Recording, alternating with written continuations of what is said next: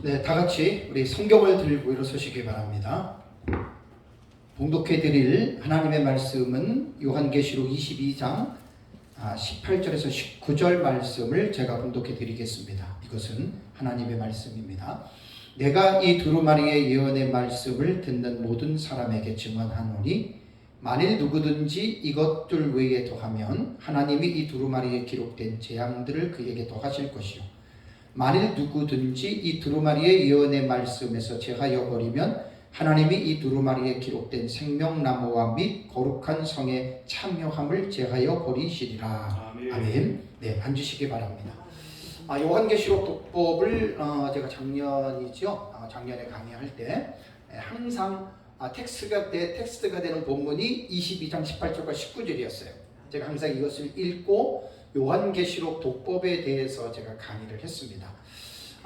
이제 이 말씀이 너무나 중요한 말씀이죠. 좀 엄중한 경고 또 거기다 명령인데 이 두루마리 예언의 말씀, 그러니까 가깝게는 이제 요한계시록이지만 이제 넓게는 성경 전체를 볼 수가 있는데요. 거기에서 제하거나 더하여 버리면 하나님께서 저주를 또 그에게 모든 것들을 하나님께서 더해버리고 더 무서운 것은 뭐냐면 거룩한 성 새 예루살렘 성에 들어가지 못한다. 천국을 들어가지 못한다는 말입니다. 그래서 이제 이 말씀 때문에 많은 사람들이 요한계시록을 두려워하고 요한계시록에 대한 겁을 내는 마음이 있는데 그것은 좋은 자세입니다. 좋은 자세이기는 하지만 그렇다고 해서 요한계시록이 우리가 전혀 이해할 수 없는 내용도 아닙니다. 그래서 성경을 제대로 성경적인 입장과 신학적인 입장에서 요한계시록을 제대로 잘 배우면 분명히 성령의 감동을 통해서 기록해 놓은 하나님의 말씀이기 때문에 성령의 감동을 통해서 분명히 성령님은 깨닫게 하십니다. 그래서 이제 워낙 어려운 부분이기 때문에 이제 요한계시록은 우리가 성경도 많이 알아야 되고 또 이제 공부도 많이 해야 제대로 해야 우리가 이제 요한계시록에 기록된 계시의 내용을 여러분 우리가 올바르게 깨달을 수 있다라는 말입니다. 여기서 제가 요한계시록 독법 작년에 강의할 때 아주 많이 강조했듯이 계시를 더하거나 계시를 뺀다, 가감하는 문제는 계시의 본질에 대한 문제에 관한 말이라는 말입니다. 여러분 이거 잘 이해하셔야 됩니다. 계시의 본질을 가감하면 저주를 받지만 계시의 해석의 문제에 있어서는 가감하는 쪽으로 보면 안 됩니다. 많은 분들이 이 사실을 이해를 하지 못하고 있어요. 해석은 서로가 다를 수 있어요. 그렇지만 다른 해석 중에 다른 해석이 다 맞는 것은 아니죠. 맞는 건 하나 있겠죠. 그죠? 근데 이 맞고 틀리는 것에 대한 개념은 뭐냐면 사람이 결정하는 게 아니에요. 그러나 이제 이 세상에서는 대부분 사람들이 신학적 입장에서 우리는 결정을 하고 우리는 이러한 신학적 입장에서 이렇게 본다라고 하는 어떤 자기네 어떤 그룹, 공동체의 견해는 충분히 우리가 서로가 인정을 해줘야 됩니다. 그러나 최종적인 결정은 되게 중요한 말이에요. 최종적인 결정은 이 세상에서 사람이 하는 게 아니라 예수 그리스도의 재림과 더불어 하나님이 최종적인 결정은 하나님에게 맡겨야 됩니다. 아멘. 왜냐하면 저마다 어떤 신학적 입장이든 어떤 사람이든 자기만 옳다 그래요. 저도 그래요. 저도 개혁신학을 공부를 하고 개혁신학을 따르기 때문에 누가 뭐라 그래도 저는 개혁신학이 가장 옳다라고 하는 목에 칼이 들어도 저는 믿는 사람이거든요. 이것은 개인의 주관적인 어떤 자기 자신의 믿음에 대한 부분은 가지고 나가야 되지만 그러나 극단적인 주장들, 내 것만 옳고 나와 다른 너희는 틀리다. 개혁신학이 옳지만 모든 신학을 한 목회자들과 성도들이 개혁신학을 따르는 게 아닙니다. 오히려 개혁주의는 전 세계적으로 볼 때 가장 소수라 그래요. 몇 프로 안 된다 그래요. 개혁주의가. 그렇지만 성경을 가장 올바르게 보는 관점이 개혁신학은 누가 뭐라 그래도 저는 양보하지 않습니다. 그러면 이제 개혁주의 신학이 아닌 다른 신학으로 넘어가면 자유주의 신학도 있고, 그 다음에 신정통주의 신학도 있고, 알미니안주의 신학도 있고, 신복음주의 신학도 있고, 여러 가지 신학의 사상이 갈래가 있거든요. 그렇다면 개혁주의 입장에서 우리의 신학만 옳다, 그럼 나머지는 다 틀렸느냐? 이건 심각한 문제가 발생이 됩니다. 그런 사람들은 개혁신학이 아무리 옳아도 그 개혁신학만 옳고 나머지는 틀렸다, 그럼 그 사람들은, 틀린 사람들은 어떻게 하라는 거예요? 자유주의와 신정통주의와 알미니안주의나 여러 가지 그런 어떤 신복음주의나 예를 들자면 이러한 사람들은 어떻게 되는 거예요? 구원을 못 받았나요? 그런 사람은 잘못됐나요? 그건 아니라는 거예요. 그래서 이 개혁신학, 특히 이제 개혁신학을 따르는 사람들이 칼빈주의 신학을 많이 따르는데, 저도 마찬가지입니다. 근데 칼빈주의 신학이 제가 볼 때는 가장 옳아도 하이퍼 칼빈이즘이라고 해서 고칼빈주의, 아주 극단적인 이것만 옳다라고 주장하고, 그런 사람들은 어떤 결단을 내리냐면 나와 다른 너는 틀리다라고 이렇게 한다는 말이에요. 그게 그 사람들의 문제란 말입니다.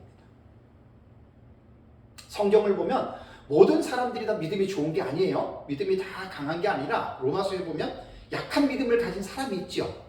그럼 약한 믿음을 가진 사람이 강한 믿음을 가진 사람 입장에서 그 사람 틀리다고 하면 되나요? 아니거든요. 포용해야 돼요. 그래서 저도 개혁신학을 좋아하고 개혁신학을 따르지만, 개혁신학자들에게 있어서 가장 약점이 뭐냐면 너무나 내 것만 옳다라고 하는 우월주의, 과신주의, 그리고 더 넘어가서 나와 다른 사람들을 비난하고 정죄하는 이 사람들은 아무리 개혁신학이 옳다 하더라도 하나님은 그 사람을 기뻐하지 않습니다. 이걸 꼭 목회자들은 명심을 해야 됩니다. 대단히 지금 제가 중요한 말을 하고 있는 것입니다. 그래서 계시의 본질을 가감하는 것은 18절 19절에 말한 대로 하나님이 제하여 버리고 재앙을 더해줘요. 이건 무시무시한 건데 해석상에 있어서 다를 수 있어요. 특히 요한계시록은 백인 백색의 책이라 그러잖아요. 천태만상이에요. 천의 얼굴을 가지고 있어요. 이게 요한계시록이 기록된 이후 지금까지 약 2000년의 기독교 역사를 통해서 요한계시록을 읽어왔던 방식들이 정말로 너무너무 시대마다 보는 사람마다 다르고 지금도 마찬가지입니다. 그렇기 때문에 해석에 있어서 가감의 문제를 말하는 건 아니다라고 하는 걸 기억하셔야 돼요. 다시 녹음하시면서 말씀을 드리면 분명히 10사람이건 100사람이건 1000사람이건 다르게 말을 해도 맞는 건 한 가지입니다. 근데 그 한 가지를 최종적으로 결정할 수 있는 분은 하나님이십니다. 아멘. 그러니까 모두가 다 피차에 겸손하라는 그 말입니다. 저도 마찬가지고. 그래서 제가 요한계시록 독법을 할 때 이 부분에 대해서 제가 많이 이제 강조를 했어요.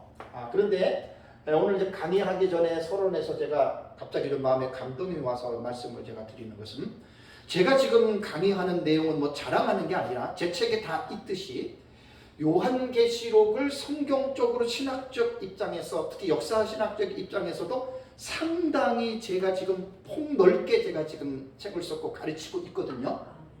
그런데 제가 왜 이렇게 하냐면 제가 한때 위기의식을 느껴서 그래요. 자, 우리는 지금 역사적 전천년으로 보죠. 역사적 전천년주의자들은 미래주의 해석법을 따릅니다. 특히 미래주의 해석도 넓은 미래주의가 아니라 종말적 미래주의라고 해서 예수님의 재림 직전에 일어날 사건으로 보는 게 이게 역사적 전천년 종말론의 정체성입니다. 근데 이러한 역사적 전천년의 종말론을 연구를 하다 보니까 역사적 전천년이 다 종말적으로 보는 게 아니에요. 무천년과 같이 신약시대 전체로 보는 역사적 전천년주의자들이 꽤 많아요. 그래서 제가 미래주의적인 해석을 제가 따르다가 보고, 또 그리고 뭐 초대교회 때부터 뭐 많진 않지만 그래도 유명한 교부들이 예수님 재림 직전에 나타나는 종말적 관점에서 요한계시록을 본 게 이게 역사적 전천년의 정체성이라고요. 근데 많은 사람들이 이 정체성보다는 넓은 전천년에 대한 이 관점을 택하기 때문에 전천년주의 안에서도 너무나 불분명해요. 그러니까 너무나 혼란스럽다는 이야기예요. 그래서 제가 종말론을 깊이 있게 계속 연구를 하면서 지금 안타까운 게 뭐냐면 예수님 재림 직전에 나타날 장차될 일의 계시로 우리는 믿는데 우리만 그렇게 믿는 것이 아니라 잘 들으세요 여러분. 사이비 종말론자들과 시한부 종말론자들도 여러분 우리가 주장하고 있는 종말적에 관한 입장에서 요한계시록을 다 이야기하고 있다는 거예요. 제가 너무나 충격을 받았어요. 그래서 제가 엑스트라 강의할 때 늘 말씀드렸잖아요. 역사적 전천년으로 공부하시는 분들은 제대로 공부하지 않으면 사이비 종말론이나 시한부 종말론자들이나 별 차이를 느끼지 못할 정도로 상당히 여러분 위험합니다. 이거 지금 대단히 제가 중요한 말을 하는 겁니다. 한국의 역사적 전천년주의자들조차도 전천년이 무엇이냐에 대한 정체성이 불분명한 것이 제가 볼 때는 70% 이상이 역사적 전천년주의자들이 불분명해요. 왜 그러냐면 세대주의 전천년과 지금 혼합되어 있어요.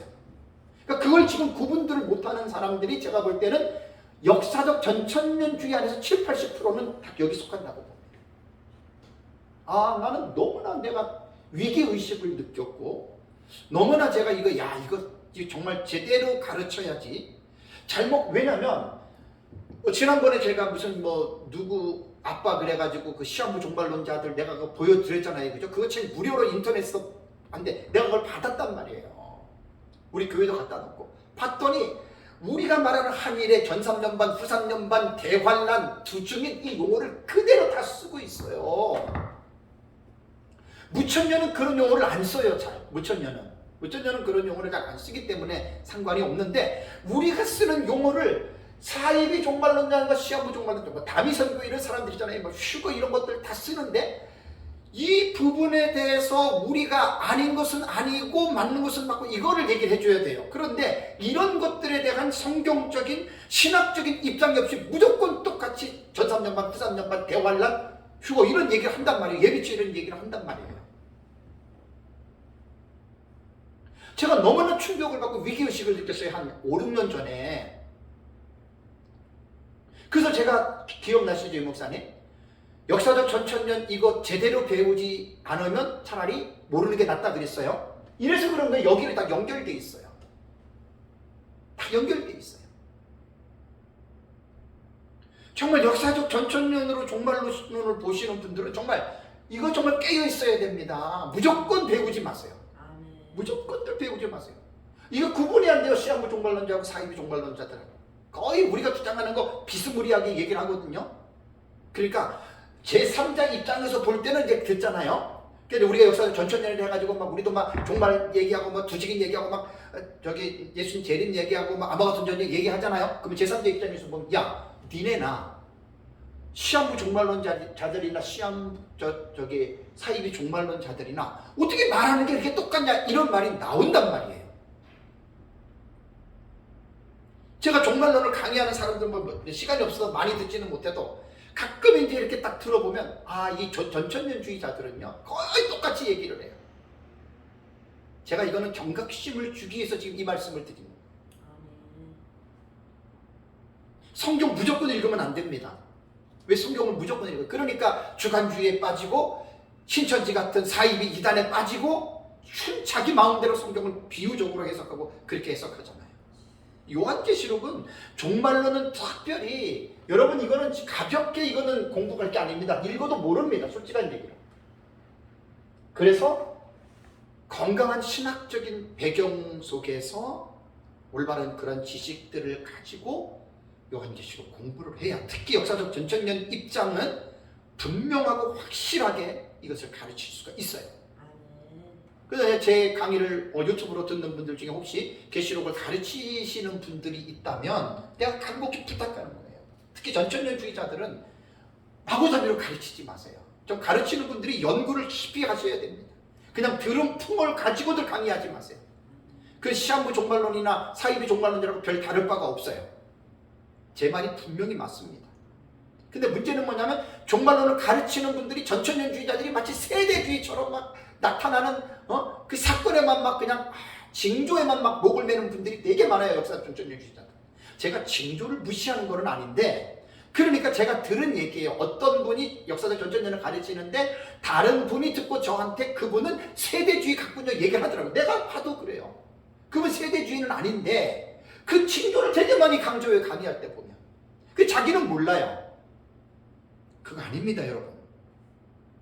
그래서 역사적 전천년이라고 할 때에는 제가 부족하지만 일단은 제가 책을 제가 여기다가 요한계시록 주의에 대한 부분을 우리 스승인 민병성 목사님의 사상을 그대로 제가 종합 정리를 했고, 앞으로 제가 요한계시록 독법 책하고 그 다음에 이제 이 책을 도표로 읽는 성도들도 편안히 읽을 수 있는 책을 하나 내가 묶으려고 지금 책에 쓰려고 하는 거예요. 요 두 것만 있으면 역사적 전천년이 무엇인지에 대한 딱 근본을 잡을 수가 있어요. 나는 정말 너무 위기의식을 느껴서 그래요. 자, 그래서 요한계시록을 정말 제대로 여러분 우리가 공부를 하려면 독법은 제가 반복하지 않을게요. 매번 작년 2월부터 계속, 왜냐하면 이 독법은 책이 나와야 돼요. 요한계시록 무조건 읽는다고 해석이 되는 게 아니에요. 제가 첫 번째 뭘 말했어요? 독법에서는 묵시문학적인 부분을 내가 이해하라 그랬죠. 이게 뭐냐면 요한계시록이 계시문학에 속해요. 그러니까 문학적 장르로 볼 때는 평범하게 쓴 글씨체가 아니에요.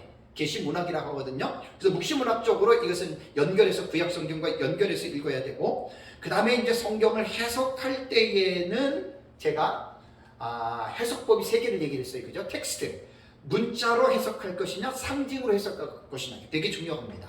여기부터 요한계시록은 벌써 갈라지게 되어 있어요. 혼란스럽게 되어 있어요.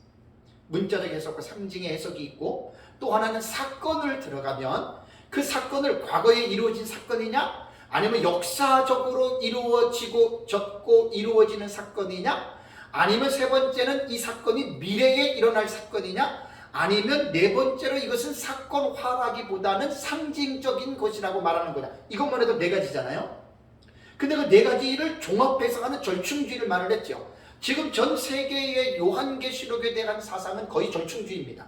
전에처럼 하나만 이렇게 주장받지들 않아요. 그리고 또 하나, 요한계시록을 우리가 이해할 때 그냥 읽고만 끝나는 게 아니라 계시록을 읽고 나서 그 계시록을 총 정리를 해야 되잖아요. 그죠? 그게 단락의 해석법이에요. 단락의 해석법은 상당히 많이들 몰라요. 그냥 예를 들자면 요한계시록은 6장부터 19장의 내용이 제일 어려워요. 근데 6장부터 19장의 내용이 제일 어려운데 그냥 6장부터 19장이 기록된 순서대로 사건이 이루어지는 것으로 생각한다. 이것이 점진적인 해석법이고, 그 다음에 아니다, 반복이다, 7인 7나팔 7대죠. 똑같은 계시를 반복했다. 이게 반복적 단락의 해석법이고, 세 번째는 아니야, 그대로 순서로 나가는 것도 있고 반복하는 것도 있고, 그래서 이것이 이제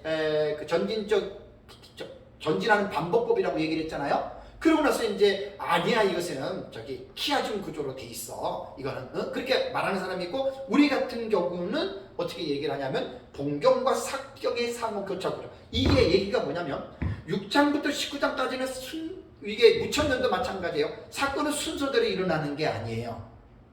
사건을 잘 들어가서 해석하다 보면은 사건이 도치가 된다 그랬죠. 뭐 자세하게는 얘기를 안 할게요. 그 다음에 또 하나는 또 하나 해석법이 또 있어요. 무천년에서 말하는 또 해석법 중에 하나가 있습니다. 키아즘 구조 비슷한 건데, 병행법인데, 또 있어요. 그래가지고 이게 이제 다 제가 강의를 했지만 이러한 기본적인 지식을 먼저 가지고 그 다음에 이제 요한계시록을 딱 들어오면 두 가지 구조에 대해서 말씀을 드렸죠. 두 가지 구조. 이것은 제 책 133페이지에서 148페이지 나옵니다. 이건 꼭 요한계시록을 공부하시려면 워밍업으로 133페이지에서 148페이지의 내용을 먼저 이해를 하시고 요한계시록을 공부하셔야 돼요. 그래서 여기에 보면은 형식상 구조에 대해서 제가 말을 했고, 그 다음에 두 번째는 내용상 구조에 대해서 제가 말씀을 드렸죠. 자, 이게 왜 중요한 줄 아세요? 형식상 구조라고 하는 말은 뭐냐면 기록된 대로 성경을 보는 거예요. 자, 1장, 2장, 3장, 4장, 5장, 22장까지 쭉 돼 있죠. 그죠? 그걸 먼저 머릿속에 이해를 하시라는 말이에요. 6장에는 첫째 인에서 여섯째 인이 있고, 7장에는 14만 4천과 흰옷 입은 큰무리가 있고, 8장에 들어가면 일곱째 인이 떼지고, 그 다음에 3절에서 5절까지는 금양로를 쏟는 사건이 나오고, 그 다음에 6절부터 12절까지는 첫째 나팔에서 넷째 나팔이 나오고, 그 다음에 13절에는 공중에 날아가는 독수리가 나오고, 그 다음에 9장에 넘어가면은 첫째 왕인 다섯째 나팔, 둘째 왕인 여섯째 나팔이 나오고, 10장에서 11장은 요한이 두루마리를 받아먹는 계시와 두 증인의 계시가 나오고, 그 다음에 이제 12, 13, 14 쭉 해가지고 기록된 순서대로 먼저 요한계시록을 이해하시라는 말이에요. 이게 형식상 구조예요. 이거 반드시 이걸 이해하셔요. 그러고 나서 이것으로 끝나는 게 아니라 제 책에 보면은 내용상 구조가 나옵니다. 내용상 구조. 자, 내용상 구조는 성경을 하나하나 들어가서 형식상 구조로 기록된 대로 여러분 사건을 하나하나 전부 다 해석을 해보세요. 그럼 나중에 어떻게 돼요? 종합 정리가 되죠. 퍼즐로 생각하면 조각 피스 하나하나의 그 그림을 이해한 다음에 나중에 그 피스를 어떻게 해요? 완성된 하나의 그림으로 조각을 맞추는 거예요. 이게 내용상 구조예요. 많은 사람들이 내용상 구조를 들어가면 엄청나게 이것도 헷갈려요. 전부 다 자기가 보는 관점들이 달라요. 이게 뭐냐면 단락의 해석법이에요. 지금 이게 내용상 구조는.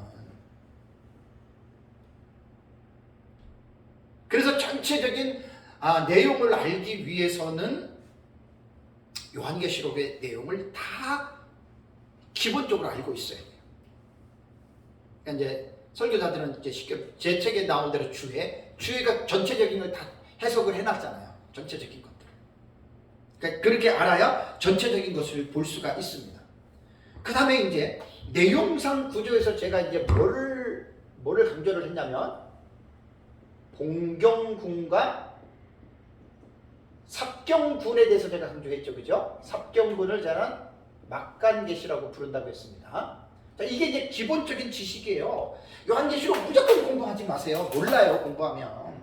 그냥 카더라로만 다 배워요, 그냥. 그런 사람들은 뭐 남한테 얘기하면 제대로 말도 못하고요. 그리고 간단하게 배운 분들 있죠? 짧게 착착착착. 길게 못해요. 뭐 알아야지 길게 하죠. 계속 제가 지금 요한계시록 이 장소에서만 지금 10년째 하고 있잖아요. 10년째.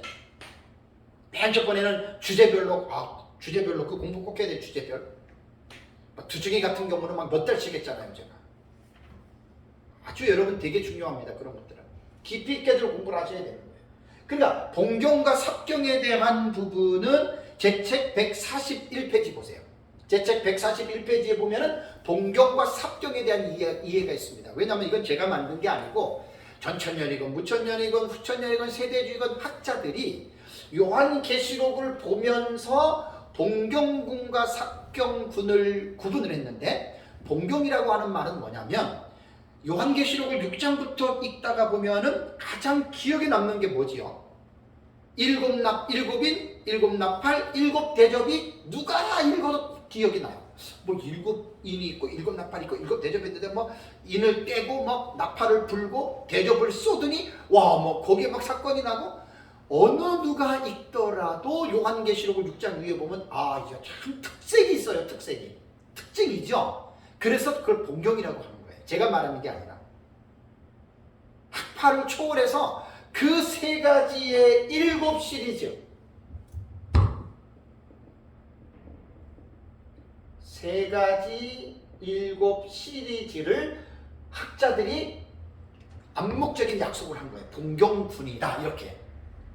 그러면 6장부터 19장을 보면은 세 가지 7시리즈만 나오는 게 아니죠. 다른 내용들이 가운데 삽입이 되죠. 그죠? 그래서 그 삽입된 다른 내용들을 삽입계시라고 하는 거예요. 그래서 저는 삽경이라고 안 부르고 막간계시다. 중간중간에 끼어 있는 것이다 라고 하는 이 부분에서는 삽경이라고 하는 거예요. 자, 최소한 이 정도에 대한 기본적인 지식을 가지고 요한계시록을 공부하시라는 이야기예요. 거의 이런 기본적인 앞에서 말한 요한계시록 독법 있잖아요. 그것도 생략해 버리고 무조건 그냥 흰 말은 뭐고 붉은 말은 뭐고 검은 말은 뭐고 14만 4천은 뭐고 투중이는 뭐고 예비천은 뭐고 이제 이렇게만 얘기하잖아요. 주제별로. 문제가 많습니다. 그런 사람들은요, 성경을 아주 정확하고 자세하게 얘기를 못해요. 자기가 들은 대로 그냥 누가 그렇게 했으니까 예비천은 뭐고 14만 4천은 뭐고 그렇게 막 나름대로 말은 이렇게 하는데 종합 정리가 안 되잖아요. 종합 정리가. 종합 정리가 안 되잖아요. 그러니까 이제 그렇게 이제 문제라는 말입니다. 자, 세 가지 일곱 시리즈에 대해서는 계시록 6장에서 16장까지 딱 나옵니다. 그런데 계시록 6장에서 16장까지 나와요. 그리고 이제 17장, 18장, 19장은 좀 이따 제가 말씀드릴게요. 그러니까 요한계시록에서 주축을 이루고 중심적인 주제는 세 가지 일곱 시리즈인데 6장부터 16장까지 딱 나옵니다. 거기에 세 가지 일곱 시리즈가 나오는데 자, 순서가 어떻게 나와요? 순서가 인 나오고 나팔이 나오고 대접이 나오죠. 그죠? 이게 지금 뭐냐면 6장에서 16장에 나오는 거예요. 요 세 가지 일곱 시리즈가 지금 요한계시록의 주축을 이루는 중심적인 핵심 내용이에요. 이거는 제가 강의할 때 수도 없이 여러분 이건 우리 머릿속에 다 있잖아요. 그죠? 6장에 뭐가 있다 그랬어요? 6장에 첫째 인에서 여섯째 인이 6장에 나오죠. 그죠? 그러니까 요한계시록을 공부할 때는 장과 절에 얽매이면 안 됩니다. 왜냐하면 구약 성경이든 신약 성경이든 기록될 때 장과 절이 없었어요. 지난달에도 말씀드렸지만 요한계시록은 헬라어 본문은 대문자 사본에 있어요. 첫 번째. 전부 다 대문자로 다 썼어요. 그냥 8세기나 9세기에 소문자 사본이 나온 거예요. 띄어쓰기도 안 됐어요. 장과 절도 없어요. 그러니 그걸 어떻게 읽겠어요? 웬만한 사람은 무슨 말인지 모를 거 아니에요. 대문자로 막 신약 성경 전체를 써놨어요. 그래서 이 장과 절은요 12세기와 15세기에 장과 절이 삽입이 된 거예요. 그러니까 요한계시록 공부하고 성경 공부할 때 장과 절에 막 얽매여가지고 말하는 사람들 보면 제가 참 이해가 안 가요. 저 사람이 성경에 대한 기본적인 지식도 없이 뭐 저렇게 장과 절에 얽매여가지고 그러나. 요한계시록 장과 절에 얽매이면 안 돼요. 그냥 장과 절을 탁 빼고 쫙 이어서 쓴 거예요. 모든 성경이 다. 그래서 이제 이 6장부터 16장이 세 가지의 일곱 시리즈가 나오는데 이것을 안 보고도 머릿속에 다 이게 정리가 되어 있어요. 목사님들은 다 지금 뭐 하도 많이 공부를 했기 때문에 이건 다 알고 있으리라고 생각을 합니다. 그러면 일곱 인과 일곱 대접은 아주 그 범위가 넓지 않아요. 이는요 6장에 첫째에서 여섯째 인이 나오죠. 그 다음에 일곱째 인은 8장 1절에서 2절에 나오죠. 그죠? 이는 요거예요. 그러나 대접은요 16장에 일곱 대접 다 나와요. 문제가 뭐냐면 중간에 있는 나팔 계시예요. 그래서 나팔 계시를 공부하는 게 제일 어려워요. 왜냐하면 나팔 계시는 어디서부터 시작이 되냐면 나팔 계시는요 계시록 8장부터 시작해가지고 16장에 15장이죠. 요거는 이제 일곱 나팔이 대접이긴 하지만 여기 15장까지 걸쳐서 나와요. 나팔이. 그러니까 나팔 계시가 제일 넓은 거예요. 그냥 뭐 무조건 들어가가지고 뭐 14만 4천 뭐 투죽이 뭐 이게 공부하지 마시고 이게 쉽게 말하면 제가 가르치는 게 성경을 볼 때 이게 개관하는 거예요. 개론이라고도 해요. 우리가 성경을 공부할 때 무조건 배우나요? 에베소서 들어가면 에베소서 무조건 배우나요? 에베소서가 기록된 시기, 목적, 역사적인 상황들, 또 의미, 그게 개론이잖아요. 그죠? 이게 개관을 하는 거예요. 그 요한계시록 같은 이런 책을 개관적인 개론적인 지식이 없이 무조건 들어가서 14만 4천이 뭐고 불이 섞인 유리바닷가는 뭐고 아마겟돈 전쟁이 뭐고 이것부터들 가르치고 이것부터들 배우잖아요. 그러니까 이거는 윤곽도 없고 전체적인 그것도 없이 무조건 그냥 배우고 쉽게 말하면 여러분이 산을 볼 때 어떻게 하죠? 그 산을 들어가기 전에 뭘 봐요? 산의 전체적인 조망도를 보지요. 이 산은 이렇게 생겼고 진입로가 이렇게 있고 이쪽으로 올라가면 폭포가 있고 이쪽으로 올라가면 전망대가 있고 그거 보고 올라가죠. 여러분 성경을 공부할 때 이 개론적인 지식을 반드시 학습하고 공부를 하시라는 그걸 제가 부탁을 드립니다. 그냥 산이 어떻게 되는지도 모르고 그냥 산속에 들어가가지고 이건 뭐고 아무리 봐보세요. 네? 산에 들어가서 뭐 이거 보고 보긴 봤는데 전체적인 걸 이해하기 힘들잖아요. 그래서 등산하기 전에 항상 산의 입구에는 뭐가 있어요? 전망도가 있잖아요. 조망도가 있는 거예요. 마찬가지예요. 그래서 제가 지금 한 30분 정도 말씀드린 거는 요한계시록을 공부하기 전에 개론적인 지식으로 요한계시록 독법부터 시작해서 해석법까지 그 다음에 요한계시록 안에 들어가서 이제 두 가지 구조, 그 다음에 본경과 삽경 이거는 정말 모르면 안 돼요. 근데 이 공부가 조금 시간이 걸려요. 그죠? 근데 이 공부를 하셔야 돼요. 이 공부를 잘 하시면 이제 요한계시록 본문으로 딱 들어가잖아요. 여러분 그럼 쉽습니다. 이게 참 되게 지금 중요한 거예요. 그래서 여기서 지금 나팔 지금 지난주에 내가 8장을 했잖아요. 그죠? 지난주에 요한계시록 8장을 해서 8장에 들어가서 1절부터 12절까지 제가 지난달에 했습니다. 이제 나팔 계시를 들어간 거예요. 그러면 나팔 계시에 대해서 다시 한번 정리를 하는데 이 정리가 정말 필요해요. 제 책 432페이지를 한번 펴보세요. 자, 432페이지를 제 책을 보시면 됩니다. 이거는 나팔 계시의 진행 과정을 봐야 돼요. 아까 말씀드린 대로 인하고 대접은 범위가 좁아요. 범위가 좁기 때문에 그냥 금방 이거는 신경 안 써도 되는데 나팔은 차원이 달라요. 제가 한번 칠판에 써볼게요. 제 책에 있는 내용을 그대로 씁니다. 나팔 계시는 상당히 복잡하기 때문에 제3봉경이라고 합니다. 제3봉경이 뭐냐면 8장 6절에서 12절에 첫째에서 넷째 나팔이 나오죠. 그죠? 요게 제 봉경으로 말하면 제3봉경. 왜냐하면 나팔에 대한 계시이니까. 그 다음에 나오는 것이 뭐냐면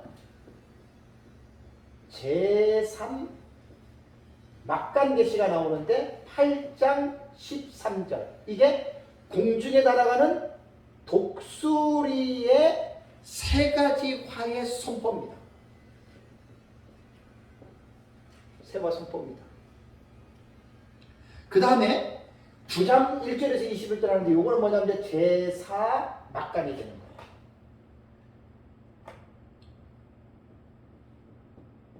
아이고 유튜브에 뭐 요한계시록 가르치는 분들 가끔 시간이 없어서 저는 보지도 않지만 가끔 보면 이러한 개론적인 지식 하나도 없어요. 그냥 성경 읽고 자기가 기도하다 깨달았다. 그 다 잘못된 사람들이 그런 사람. 이단과 사이비 이단 종말론자들이 다 그렇게 간단 말이에요. 그러니까 우리는 그렇게 공부를 하면 안 되는 거예요. 이거 위험한 거예요. 그거는 자기 주관적인 자기 깨달음 자기 경험 그러니까 요한계시록을 통해서 멸망의 길로 빠지는 거예요. 요한계시록 절대 그렇게 가르치면 체계적으로 공부를 해야 돼요. 사막간이 9장이죠. 계시록 9장 1절에서 21절. 계시록 9장 1절에서 21절이 사봉경입니다. 봉경 막간이 아니고 9장은 여기에서 첫째 화가 나오죠. 그죠? 첫째 화가 5번째 나팔이에요. 이제 오늘 공부할 거예요. 다음에 둘째화가 6번째 나팔이에요. 그러니까 9장은 첫째화, 둘째화, 5번째, 6번째 나팔이 불려지는 계시니까 봉경인데 이 봉경의 순서는 4번째 봉경이 됐다 그 말이에요.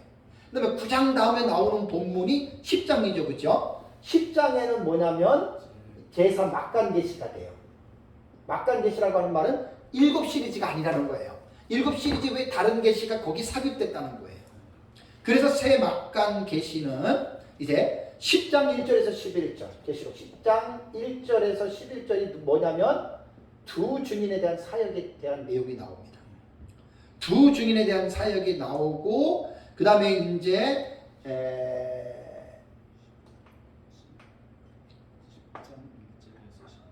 1절에서 10절은 요한이 작은 두루마리를 받아먹고 11장 1절에서 12절이 두 증인의 사역이 나와요. 요거는 세 가지 7 시리즈가 아니니까 막간계시라고 하는 거예요. 막간계시. 순서로는 4번째 막간계시다. 다음에 이제 제5봉경이 나와요. 이거는 형식상 구조를 이해한 사람은 딱 알아요. 먼저 내용을 들어가기 전에 워밍업으로 이걸 먼저 공부하셔야 돼요. 제5봉경은 11장 15절에서 19절인데 여기에서 비로소 7번째 나팔이 불려져요. 7번째 나팔이. 그러니까 7번째 나팔이니까 봉경이라는 거예요. 세 가지 7 시리즈니까. 이건 제6봉경입니다. 네. 제5봉경은 뭐냐면요. 둘째와 종결. 제6봉경. 제5봉경. 제5봉경을 내가 지금 하고 있어요. 빠졌네요. 예, 그래요.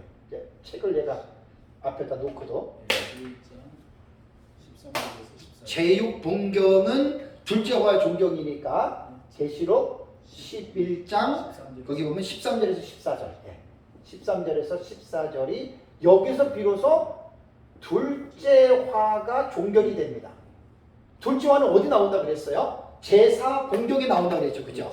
그러니까 9장 21절에서 둘째화가 끝나는 게 아니고 요 둘째화는 11장 13절 14절에 가면 둘째화가 종결이 돼요. 요건 제가 이제 앞으로 강의에 다 나오는 말입니다. 다음에 제6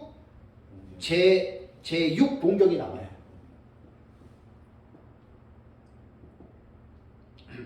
둘째화가 종결이 나오고 제6 봉경이 아까 말씀드린 대로 11장 15절에서 19절에 셋째 화이면서도 7번째 나팔이 이제 불려져요. 그러니까 7번째 나팔이니까 이게 봉경궁에 속하는 거고 순서적으로 볼 때는 제6 봉경이 되는 겁니다. 다음에 이제 제5 막간이 나와요. 막간계시. 요거는 형식상 구조를 지금 순서적으로 보는 거예요. 여기서 제5 막간은 12장. 계시록 12장이에요.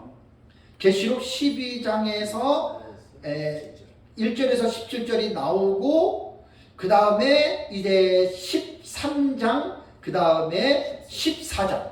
그러니까 제5 막간은요 12장, 13장, 14장이 되는 거예요. 왜 막간이라는가? 이거는 7 시리즈의 계시가 아니에요.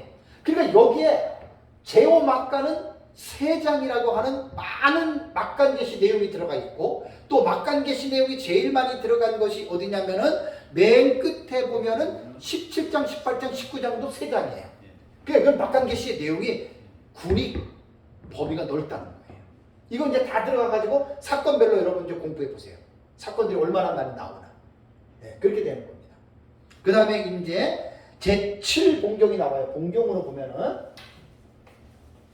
그러니까 이런 것들을 하나하나 성경을 보면서 읽어보면서 보셔야 돼요. 자, 봉경이라는 말은 뭐라 그랬죠? 3가지 7 시리즈죠. 그래서 이거는 15장 1절을 보면은 아까 7번째 나팔이 불렸죠. 11장에서 11장 15절 19절 여기서 내용이 없어요.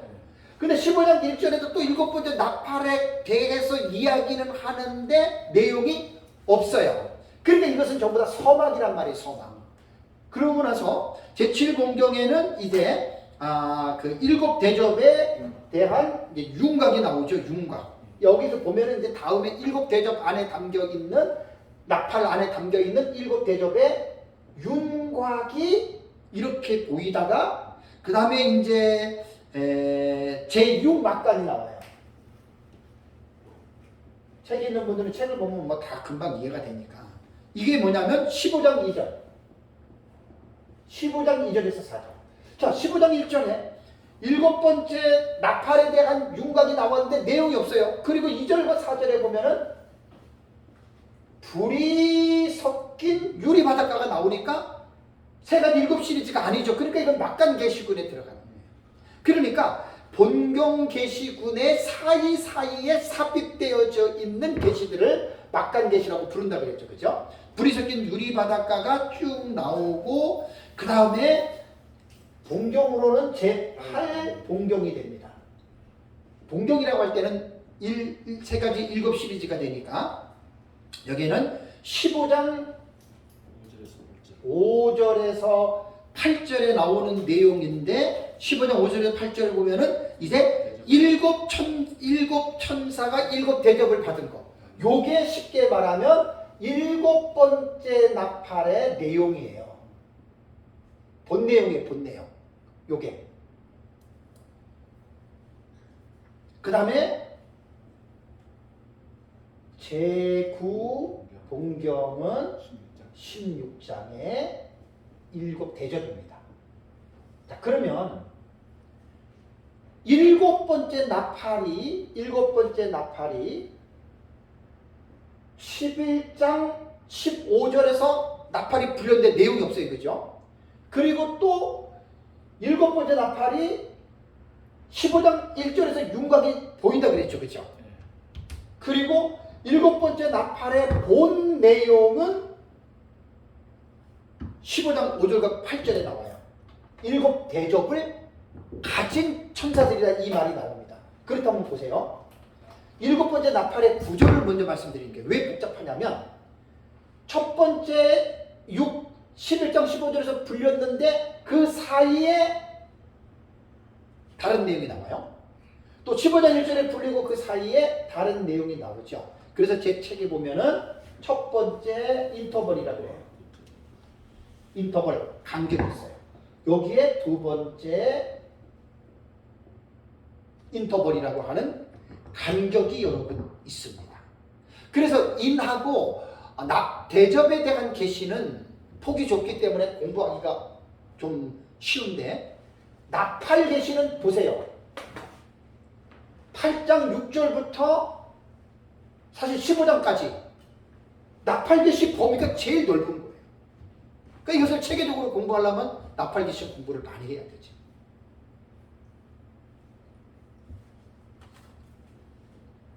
오늘은 이제 제가 지난달에 제가 8장을 공부를 했잖아요. 그죠? 이제 제3본경이라고 제가 얘기를 했잖아요. 그리고 제 책을 보시면 제 책의 목차에 보면은 다른 책하고는 거의 달라요. 거의 요한계시록에 대한 주예나 요한계시록 연구하시는 분들의 책을 보면 장으로 다 썼어요. 1장, 2장 이렇게. 근데 저는 장으로 구분을 했지만 장보다 먼저 본경군과 삽경군으로 6장 이후부터 제가 목차를 썼기 때문에 항상 이렇게 먼저 이해를 하셔야 돼요. 왜냐하면 장으로 이해하는 것은 쉽지만 요한계시록을 정확하게 이해를 하려면 본경군과 삽경군으로 이해를 하는 것이 훨씬 더 옳습니다. 이게 복잡한 게 아니고 어려운 게 아니에요. 그러니까 처음 공부할 때부터 제대로 공부를 하면 6장부터는 사건별로 보는 거잖아요. 장별로 보는 게 아니에요. 사건으로 전부 다 떨어진 거예요. 그래서 제 책을 보면은 이제 하나의 도표 안에다가 제가 만들어 놨잖아요. 이제 1장부터 22장까지 뭐 본거 횟수, 들은 횟수부터 시작해가지고 사건에 대해서도 1장에는 몇 건이 나오고 2장에는 몇 개가 나오고 그래가지고 그 사건을 딱 얘기를 했잖아요. 그러니까 사실 요한계시록은요 사도 바울이 보고 들은 계시들을 이제 들어오는 방식이 뭐라 그랬죠? 영화에 오버랩핑 기법으로 기록된 거예요. 왜? 내가 보니 하고 보잖아요. 그죠? 그러다가 또 끝나기 전에 내가 들으니 그러잖아요. 그죠? 또 내가 보고 들으니 카이에이도 카이에쿠사 내가 보고 들었다. 그러니까 이게 뭐냐면 오버래핑이에요. 영화의 장면이 끝나기 전에 다른 장면이 슉 들어오죠, 그죠? 요한계시록은 그거예요. 그래서 어떤 책을 보니까 요한계시록은 오버래핑, ing, 진행형이에요. 참 재밌어요.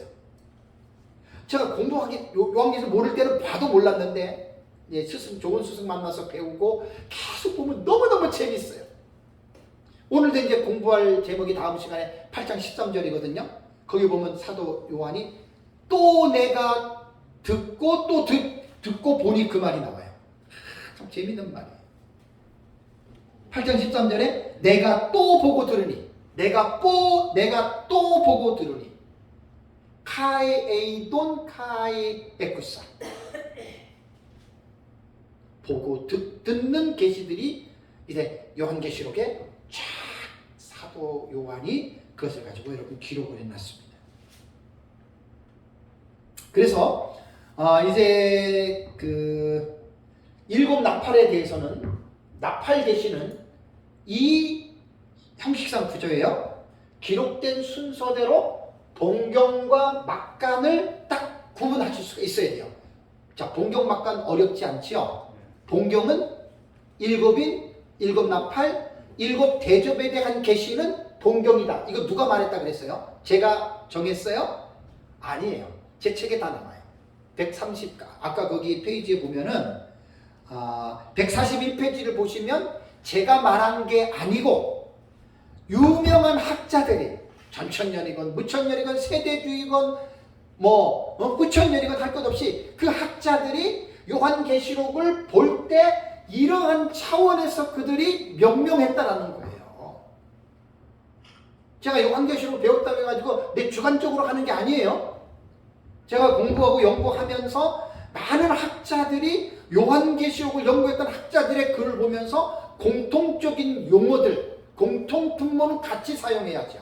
내가 내가 뭐라고 내가 내 맘대로 내가 그걸 만들 수 있는 게 아니잖아요. 제가 민 목사님한테 배웠다 하더라도 민 목사님 거 그대로 제가 하는 게 아니에요. 내용은 같지만 그것을 펼쳐가는 과정은 일반의 모든 학자들이 했던 저한테 있는 책들을 가지고 보면서 제가 그런 것을 그 균형을 맞췄다는 이야기예요.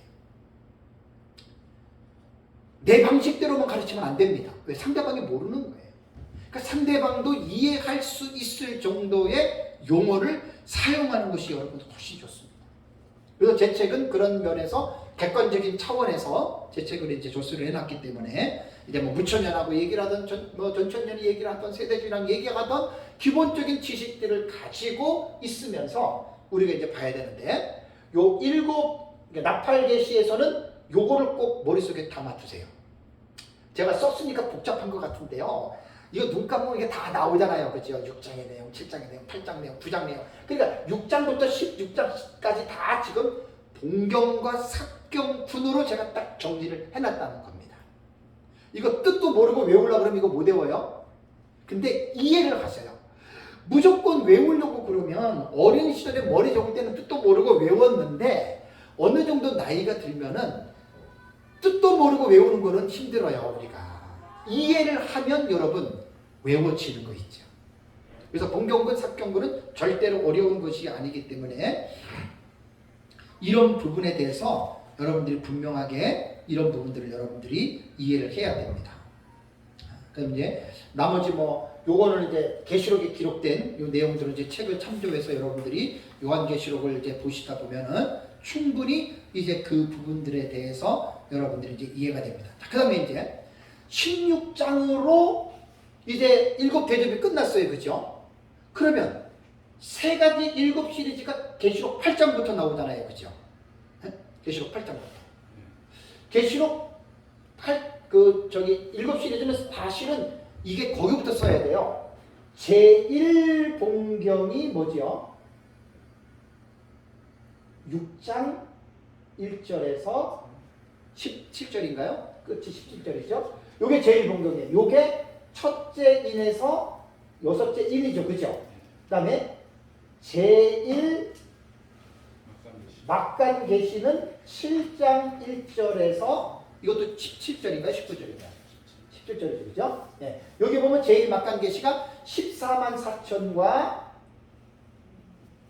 신호기면 큰 물이 나오죠. 그죠? 요거는 7 시리즈가 아니니까 막간 계시로 든 거예요. 이게 이제 6장부터 첫 번째 막간이고, 그 다음에 제2 본경이 어떻게 되냐면 8장 1절에서 2절까지죠. 그죠? 요것이 뭐냐면 7째 인이란 말이에요. 7째 인. 그리고 이제 오늘 제가 칠판에 쓴 거 제3공경 8장 6절로 넘어가잖아요. 그러니까 요한계시록은 어느 누구든지 간에 묻혀는 전제는 할 것 없어요. 그냥 개론적으로 공부할 때는 요한계시록은 6장부터 7대접이 16장에 끝나죠. 그죠? 요 사이를 기본적으로들 이해하고 있어요. 근데 이제 지금 말씀드리려는 것은 뭐냐면, 그렇다면 16장까지가 7대접에 대한 내용이 다 나오는데 17장과 18장과 19장은 그러면 어떻게 우리는 이것을 이해해야 되느냐? 되게 중요합니다. 그럼 마치 세 가지 7 시리즈가 봉경군, 삽경군이 16장에서 딱 끝나고 17, 18, 19장은 그것과 상관이 없는 장이냐? 아닙니다. 연결계시하고 연관계시 기억나시죠? 연결계시하고 연관계시. 그래서 제가 좀 도표에다가 써놓기 때문에 제가 집어넣은 거예요. 연결계시와 연관계시에 대한 의미를 요거는 이해하셔야 돼요. 연결계시는 뭐냐면 7인이 총론계시죠. 그죠? 총론계시에 연결된 것이 7 나팔과 7 대접이죠. 그죠? 7 나팔과 7 대접이에요. 그 다음에 연관계시는 뭐냐? 6장에서 19장 사이에 7 시리즈 외에 나머지 계시들은 막간 계시라고 했는데 도표에는 제가 뭐라 그랬어요? 연관 계시로 적어놨죠. 왜 연관이라고 한 줄 아세요? 7인 총론 계시와 연관이 있다라는 말이에요. 그래서 여기서 16장까지에 보면은 7대접으로 딱 끝나면 마치 이것으로 모든 세 가지 7 시리즈가 끝났다고 생각하는데 아닙니다. 17장과 18장과 19장은 봉경군과 연관이 있다 없다? 있어요. 그래서 16, 17장의 계시는 음녀에 대한 계시잖아요. 그죠? 그죠? 17장의 계시는 음녀에 대한 계시니까 음녀는 지난주에 우리 셋째 나팔 말씀드렸죠. 셋째 나팔. 셋째 나팔에 나타나는 계시가 음녀 등장이거든요. 그러니까 이 17장은 기록된 순서로 볼 때는 16장의 7 대접 이후에 기록이 됐지만 봉경과 삽경의 상호 교차로 우리는 단락을 해석을 하기 때문에 음녀의 계시는 언제부터 시작이 되는 거예요? 하늘에가 시작되는 처음부터 시작이 되는 거기 때문에 17장도 본경 계시와 연관이 있는 계시다. 18장은 뭐죠? 큰성 바벨론 멸망이죠. 하늘에가 끝나고 세상이 멸망을 받죠. 그 다음에 19장은 뭐예요? 천년왕국에 대한 어린애 혼인잔치에 대한 예고를 하니까 이것도 하늘의 기간 동안에 들어가고, 그 다음에 뒤에 11절부터는 아마겟돈 전쟁 나오죠. 아마겟돈 전쟁은 어디에 속하냐면 6번째 대접에 속한 계시입니다. 아마겟돈 전쟁은 예수님 재림하면서 아마겟돈 심판이 일어나는 거예요. 그래서 17장, 18장, 19장은 16장 이후에 기록된 사실이지만 내용상으로 볼 때는 얘도 봉경이 아니고 어디에 들어간다? 막간 계시군에 들어가는 거예요. 그래서 이제 추가를 하면은 제7 막간 계시가 17장, 18장, 19장이 되는 거예요. 근데 19장의 마지막 아마겟돈 전쟁은 6번째 대접의 내용을 기록해 놨다라고 여러분 이렇게 생각을 하면 됩니다. 많은 사람들이 지금 계시록을 이렇게 배우지들 않았어요. 왜? 이렇게 안 가르치니까. 그러니까 이런 거 개론적인 거 다 집어쳐 버리고 그냥 사건만 얘기해. 사건만 그냥 얘기들을 하는 거예요. 그러니까 이제 배울 때부터 마구잡이로 배운 거예요. 여러분 그거 왜? 제대로 안 배웠으면 마구잡이로 배운 거예요. 제가 마구잡이로 배웠다는 것을 질책하려고 말하는 게 아니라 아쉬워서 하는 말이에요. 저는 이제 이렇게 그렇게 마구잡이로 안 가르치잖아요. 제 책의 내용이 이렇게 지금 가르치고 있잖아요. 여러분 이렇게 제가 역사적 전체는 이렇게 배우잖아요. 그러면 시한부 종말론자들과 사이비 종말론자들과 어떤 주제는 똑같이 이야기하지만 차원이 어떻게 해요? 확실히 다릅니다. 퀄리티가 달라요. 그런데 역사적 전천년주의자들이 이렇게 안 배운 사람들은 오해하지 마세요. 시한부 종말론이나 사이비 종말론과 거의 비슷해. 와, 너무나 내가 위기의식을 느꼈어. 그래서 역사적 전천년의 종말론을 가르치는 선생들은 좀 깨어있고 조심들 하셔야 돼요. 솔직한 얘기로 제대로 알지도 못하면서 뭐 그냥 무천년은 내가 말을 안 하겠어요. 무천년은 전천년주의자들 내가 너무 안타까워서 그래요. 그 한국의 유명한 어떤 아주 뭐 가장 유명했던 전천년주의자 중에 한 분이 나는 한일의 해석법을 세대주의자들한테 배웠다고 또 이런 망언입니다. 망언. 사실 그분이 몰라서 그랬어요. 무지해서 그랬는데 제가 볼 땐 일반 저 같은 목사가 그러면 이해가 되는데 한국에 드러난 분이잖아요. 한일 해석법이 세대주의자한테 배웠다고. 그럼 한일 해석법이 세대주의에서 나온 겁니까? 아닙니다. 초대교부 역사적 전천년주의자들이 나온 거예요. 그러니까 나는 여기서 화가 나는 거예요. 지금 화가 나. 마구잡이로 배운 사람은 마구잡이로 가르칩니다. 특히 역사적 전천년주의자들 그렇게 가르치면 안 돼요. 제가 부탁할게요. 그런 데서 배우지 마세요. 그런 데서 배우면 별로 도움이 안 돼요. 그 사이비와 이단들과의 그것에 대해서 구분이 잘 안 돼요. 맨날 카더라 그러고.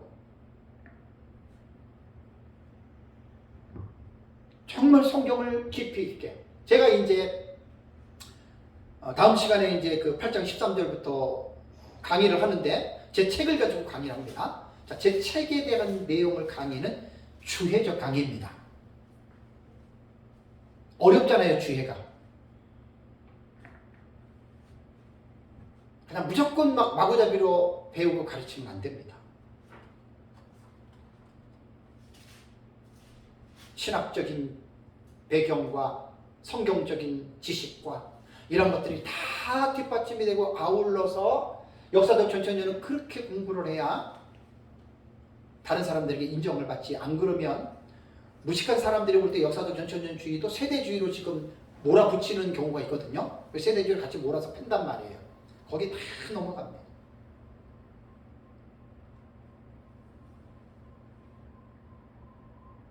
그래서 17장, 18장, 19장은 이제 16장의 7대적 이후의 계시라고 해서 이것을 다르게 이 17, 18, 19장을 보지 마시라는 얘기예요. 이것도 막간 계시군에 들어갑니다. 왜냐하면 총론 계시 7인의 총론 계시와 연관이 있다. 그래서 제가 주보에 연관 계시라고 용어를 만들어 놓은 거예요. 왜? 오해하지 말라고. 16장에서 끝났다고 해서 17, 18, 19장은 이게 무슨 다른 내용인가 이렇게 볼 수 있는데 아닙니다. 다 한 일에 일어나는 그 계시들과 연관이 있다라는 말입니다. 잠깐 쉬겠습니다.